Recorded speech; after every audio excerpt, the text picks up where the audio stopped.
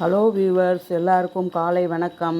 இன்றைக்கி காத்தால எங்கள் ஆற்றுல என்ன டிஃபன்னாக்கா, சுட சுட இட்லி, இது பூண்டு சட்னி, இது வெங்காய சட்னி, அப்புறம் இது பைத்தம்பருப்பு போட்டு அரைச்சி விட்ட இட்லி சாம்பார். இது பாருங்க, சூடாக இருக்குது. அப்புறம் மிளகா பொடி, இட்லி பொடி,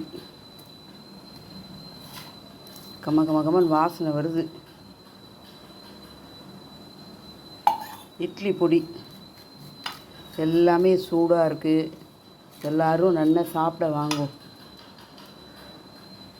சூடான சுவையான இட்லி ரெடி.